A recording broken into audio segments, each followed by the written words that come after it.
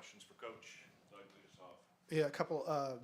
Do you have a diagnosis of Yorgos's injury?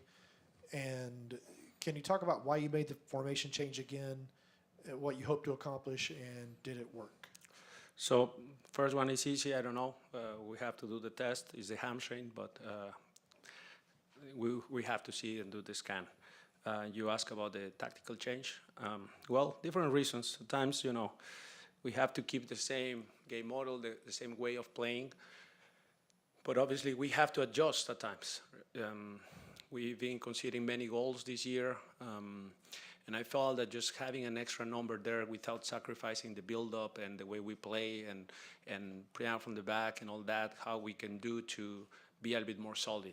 And I think it worked. I think, of course, there are moments where we were stretched and things like that, but allowing against this team only one shot on target is a massive accomplishment for me. Last year we did the same and even better, no shots on goal, but today was very good. I think on the ball we were also very good today, and we understood the moments of the game, and when now we were telling them, okay, now you try to play, you try to create chances, and we are just solid and narrow shape and compact. So I think it was a great adjustment by the players, and the way they played the game plan was very good. And just to follow up on that, how long have y'all been working on this three center back? I know you played it a lot last season, mostly because of injuries forced some of that. We've seen it a little bit at the end of games this season, but never starting a game with it. So how long did y'all work on this before you put it in? Well, I have to come back to 2021. 2021 was back five: George Bello, Anton Walks, Mike Robinson, Alan Franco, and Brooks Leno. That was the back five. Santi with Rossetto, Mosley, then Marcelino or Barco, then Joseph and Luis. So that was very similar to what we did today with different players. And this year, at the beginning, pre-season and that, out of the back four, we were tweaking at times to back three with Andrew Guman as a center back, right? So I think the game model doesn't change. So then making these little tweaks is easier when we're playing the same style, and it's just a little adjustment. But I think the credit is always to the players, because we can have the master plan here, but if they don't have the determination, the commitment, the hard work, the intelligence to play the game model and adjust at times things that we didn't review in the film or in the training session, and they do better, they understand the situation and play the right pass or do the right run or just the decision making is good. I think it's all on the players. So it was a great performance. I just told them that individually and collectively it was fantastic. I cannot think of one player that didn't have an outstanding game. I think everyone had an outstanding game, and that's what we need. That's the standard. Gonzalo, how do you carry the momentum from this win into the next match at Montreal? Let me enjoy this one. Let me drink a beer and enjoy a little bit, because this was a good match. This was a good match, and Philadelphia is a great team. It's a fantastic team, competitive team. They play their own style. They at times we don't judge correctly this team. Philadelphia is not like they just play long balls and watch for second balls. They have an intention. They have a pattern. They have a form to be successful with their style, and they have purpose in the way they play, and they are all buying into that idea. So beating this team means a lot to me, because they are a great team. So let me just enjoy and reflect on today's game, and then I hope by tomorrow, Monday, and then Tuesday, the first day back, we will digest what we did well, what we can correct as well, and then coming up with a different game plan versus Montreal away is being our Achilles heels more than the results. The performances when we play away is what I'm going to emphasize the team this week. It's about why we changed that much, why we don't play the same as today now when we play away. So I think that's going to be pretty much the message, and the mentality of the training sessions is going to be more on that, fighting against adversity, playing against more opponents or something like that, where we can spark that pressure or recreate that pressure that at times we feel when we are playing in other stadiums. Joe, then Danelle. Oh, Speaking of enjoying it, I was going to ask if this is the most satisfied you've been with the team this year, just because of the opponent, like you just talked about, and the instructions, the tactical switch up, and seeing the way that the players were able to pick up those instructions and implement them in the game. Well, I'm very happy. Yes, that the tactical game plan that the coaches came up with, I think was very good. All the ideas of my coaching staff, very good, very well applied, very good training sessions, all that. But again, for me, it's about the response of the players, because it's not easy coming back from a 4-0 and a very poor performance and kind of, a tough week because the first day back wasn't great, and how we respond to that, and the way they respond is what tells me that the players are fully committed. Now the challenge is to maintain that, and game after game we try to maintain that standard. That's the challenge that I'm facing as a coach, and I will try to give the players always the tools to succeed on that. But again, it's the players' mentality on this game what makes me very, very happy. And just one more on an individual who we don't talk about a lot, but Brooks Lennon is a guy who plays 90 minutes, it seems like, every game. Just a very reliable player for you, where you don't seem to have to sub him out because his fitness is top-notch. Can you just kind of talk about how nice it is as a manager to have a player like him? Well, one thing I can tell you about Brooks and why his performances are making me very, very happy is because he's been very, very humble. And he's been working with Eugenio, with Diego a lot. And when I said a lot, it's almost every day, watching film, watching every detail in his defending first.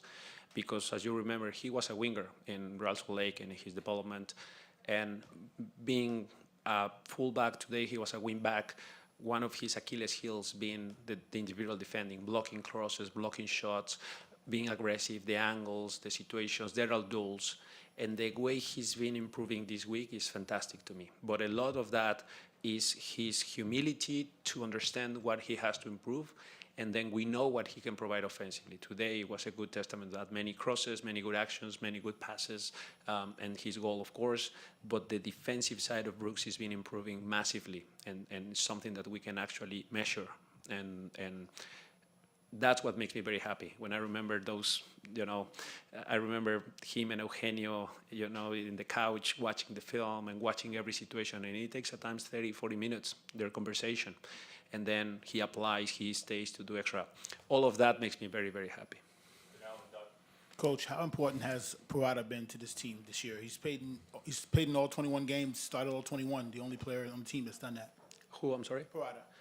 Purata. Well, yeah. I mean, I think Purata, since he arrived, he's been very consistent. One of the main things, again, is similar. He's a hard worker. He's always first one to arrive, last one to leave.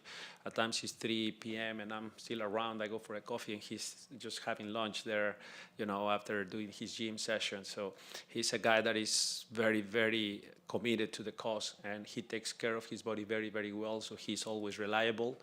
And then his performances, I think you can say, has been solid. A couple of things where he can improve, but overall he's been very solid for us. So happy for him being reliable and available also for every game. It's very good. Doug, then Sydney, locker room's open, so go ahead. 3 quick ones. First, what's your preferred beer? Second, when is Yorgos going to have the scan? And 3, 2 guys who were in the starting lineup today who've had a difficult time in the past few matches getting consistent minutes, Chop Chol and Hernandez. Why did you elect to start those guys in place of Tyler Wolff and Andrew Gutman, who's played as a third center back? Machop Chol and Ronald, and that's it, right? Those 2? Yeah. Okay. Well, the beer, IPAs are my favorite. GG, we are calling some doctors just to see when we can do the scan. If today is Sunday, but if not, it's going to be tomorrow or earlier in the morning, and we'll see after that what's the response. And then I think when I went to the reflection of those 2, I felt that I had a big time choosing Ronald over Noah, because Noah is a center back, a proper center back in that backline 5. He's very physical. His aerial duels are good. He has his speed to recover.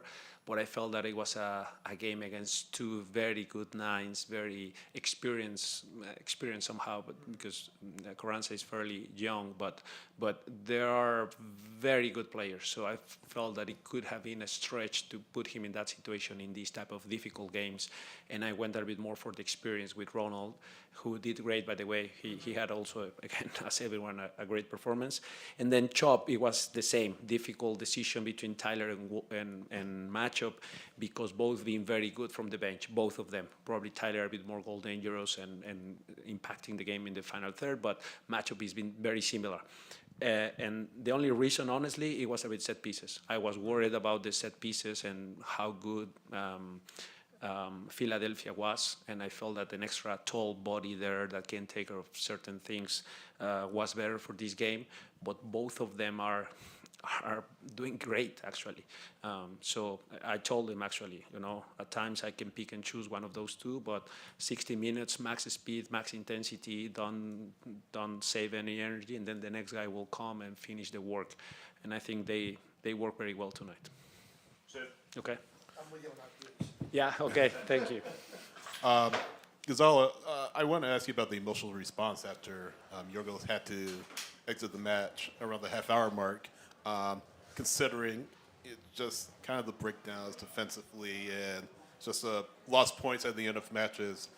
I mean, how important was this from an emotional standpoint to not only win the match, but add another goal in the second half and get 3 points in front of your home crowd? I think you nail it. I think it's not just the victory, because you can win many times. I mean, I remember always Chicago's game this year where, I think Chicago was actually better than us, but we won. So then at times that, you're not completely happy. Today's game is, again, very important for us. Number one, because of the opponent we beat, very good opponent. Number two, because the way we beat them was very good. We show that on the ball, we were understanding the game plan, disrupting the opponent, creating a lot of chances, a lot of shots, a lot of good moments. But defensively, we were actually fixing some of the things that haven't been great throughout the season. So this gives me a lot of hope for the next few games that we have in front of us before Leagues Cup of, just trying to be more solid. And have better performances in general. I think if we have similar performances as today, we're going to collect many points in the next 3 games. Last one in English, Sam, go ahead. It seemed like at the start of the second half, they shifted Alejandro Bedoya out wide. Yeah. How did y'all adjust to that particularly? It seemed like they were creating a big numbers advantage down that wing. So they have the advantage on that win in terms of numbers. Yes. That's what. Yeah, well, it's something that they were doing in the first half as well, at the end of the first half. Actually, in the halftime, one of the corrections we made was they were waiting for Caleb Wiley to go on Mbaiso higher on the field because he was very deep. So then Caleb Wiley had no one to mark. He goes and presses Mbaiso, and then Bedoya runs on the back of Caleb, and it was hard for Amar to read that movement. So we were saying at halftime, no, let's wait for Bedoya's movement, and even if Mbaiso gets the ball, we press inside out with Amar, and then we just shift over with Ibarra and Matchup, so almost in a 5-3-2. So then we corrected that way, and I think the second half was better, even though at times it caused us problems because they took the back of, they were playing a lot of balls in behind Caleb, and at times he wasn't, it's a long time since he doesn't play fullback, so his timing, his angles, at times he can do that better, but even there, I think we solved it very well by just being solid with the back five and then wait a little bit, delay the response of who jumps on Mbaiso. And at the end it was similar when we switched to Ossie and Santi and then Tyler. Those three were working together very well. Switch to Spanish. Sid, can you pass the mic back to Juan Carlos? Thank you. Profe, buenas noches. Felicidades por la victoria. Juan Carlos Brando para la mejor Atlanta. Gracias. ¿Qué siente que tiene que hacer este equipo para tener continuidad con las victorias? Ganamos un partido, se empatan 2, uno se pierde, luego volvemos aquí, volvemos a ganar, se hace un fútbol espectacular. Pero ¿qué siente usted que necesita hacer el equipo para tener esa continuidad de victorias? Consistencia en el rendimiento. Yo creo que eso es clave. De alguna manera siempre he dicho que el mantener las mismas alineaciones o tratar de que ser muy constantes con las alineaciones nos va a dar mucha consistencia y no lo hemos podido lograr del todo entre ciertas lesiones. Ahora Copa Oro, fechas FIFA, no hemos podido repetir mucho alineaciones y eso me preocupa un poco porque una vez más me gusta la consistencia y eso creo que nos va a empezar a dar esa rutina de tener buenos rendimientos y por ende buenos resultados. Pero más allá de los resultados, creo que nuestros rendimientos han sido muy así. Digo, resultados aparte, esto no me gusta más así. Y especialmente en casa hemos sido muy sólidos, pero de visita no. Y el rendimiento cambia mucho. Es lo que me enfocaré mucho en esta semana porque tenemos 2 partidos seguidos de visita, Montreal y New England, y tenemos que hacerlo mucho mejor, mucho mejor. Profe, y otro comentario, hace algunas semanas que estuvimos aquí, le preguntaba acerca de Tyler Wolff, que lo estaba usando de sustituto, me dijo que le gustaba usarlo de sustituto, creo que lo usó contra New York Red Bulls, no se vio mucho y hoy entra y marca ciertas diferencias arrastrando marcas. ¿Cuál es el análisis que usted hace acerca de Tyler? No, yo creo que está en este momento, está peleando ahí el puesto hoy con los jugadores que tenemos hoy disponibles con matchup. Creo que los dos son muy similares, jóvenes, muy entusiastas, con mucho desarrollo físico, técnicos y que me pueden jugar ambos por dentro y por fuera. Creo que tienen muchas similitudes. Capaz que Matchup tiene un rango mayor de velocidad, pero Tyler agarra la pelota muy bien, es muy creativo y tiene muy buena finalización Tyler. Entonces, esos pequeños detallitos me van a ir marcando quién está en su mejor forma y tácticamente cuál me viene mejor para cada partido. Creo que ellos dos están en una competencia directa ahí y bueno, ya que venga Derek y que tengamos a los demás jugadores, veremos en qué situación están y cuál es su rol, pero te puedo decir que con los dos estoy muy contento en el día a día y en los días de partido lo están haciendo muy bien. Jorge Benigno para Balón Dividido Atlanta. La semana pasada te había comentado sobre que en algunas situaciones a veces te marcan demasiado rápido. Esta vez quedas en 0 y sobre todo contra un equipo como es Filadelfia que Atlanta United nunca lo había podido ganar. ¿Cómo te sientes después de esto? Sí, bueno, creo que la única victoria o la última vez que le ganamos fue en 2018 en temporada regular, lo cual es mucho tiempo. Entonces muy contento por eso, pero como bien dices, creo que el mantener el arco en 0 contra este tipo de equipos es muy importante porque con su modelo de juego, con su forma de sobrecargar números en ataque, te crean muchas jugadas entre segundas pelotas, tiros, rebotes, les quedan muchas situaciones para poder anotar goles y hoy creo que los nulificamos, se puede decir, porque bloqueamos casi todos los tiros que fueron, solo permitimos un tiro al arco, en el segundo tiempo ninguno. Entonces eso me habla de que el equipo está comprometido con mejorar en la parte que nos ha afectado mucho en las últimas semanas, que es la solidez defensiva, lo cual siempre digo empieza con Yaku, con Miguel, con Thiago, en la forma como aprietan, cómo ensucian la salida del rival para no tener opciones claras después que nos puedan romper y poner malas situaciones. Después obviamente mediocampistas, defensas, portero, hicieron un gran trabajo el día de hoy. Okay. Gracias.